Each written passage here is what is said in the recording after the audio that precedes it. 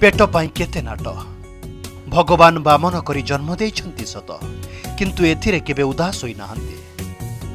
Circus रे निजर कला देखाई लोकंक मनोरंजन करुछंती। कुहा जाए हसेबा ठारू बड़ कठिन काम दुनिया रे किछि नाही, जाहाकु अति आराम रे करि पारंती बामन कलाकार जनक।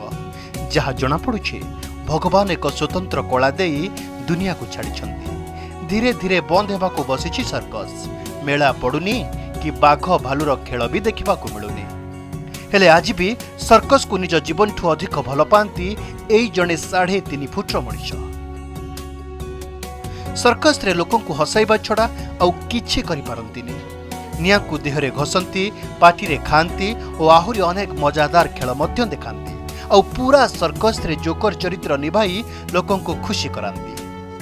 ना तांकर अनिमेष सुदूर पश्चिम बंगरू आसी सर्कस पार्टी रे जोग देइछंती। ओडिशार विभिन्न कोणानुकोण रे निजर कला देखाई दर्शकों को हसांती और से दर्शकों ताली रे निजर दुख कष्ट को भूली जाती। ना लोक मने सर्कस देखिले सर्कस रे लोक रहिले मोर मन के सब हसी मजा सब भलो लगिवो। लोक ना रहिले केमती भलो लगिवो। मोर मन जे कॉमेडियन करबो काके नै कि कॉमेडियन करबो, छुआ मने आसीबो एंटरटेनमेंट पाइबो, सेत पाई तो मोर मन खुशी लागिवो ना। से कष्ट नै लोक आसीले सब कष्ट भूली जिवो। लोक आसीले सब कष्ट भूली जाय। हां जीवन सर्कस ना रहिले मोर मन के जीवन बहुत खराब अछि। कोन पाई मोर मन तो बाहर काम करि परिबोनी बा कोनोसी जिनिस माठे रे बिले रे को काम करि परिबोनी बा राजमिस्त्री काम करि परिबोनी, किछि काम करि परिबोनी। मोर मन के सर्कस एटा जे सर्कस होइले बहुत माने छोटे मानुष तो सर्कस रो ठीक अछि। मुहरे रंगमाखी देहरे जोकर ड्रेस पिंधि स्टेज ऊपर को चली आसिले दर्शकों ताली रे फाटी पड़े अंचल।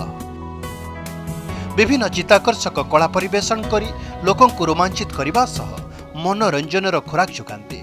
दर्शकों को टिकिए हसाइबा पई निज साथी कलाकार द्वारा माड खाती, कौतिकिया अभिनय करती और स्टंट भी मारती, जोथिपाई अनिमेष कला को देखी लोके भी बेस खुशी होती।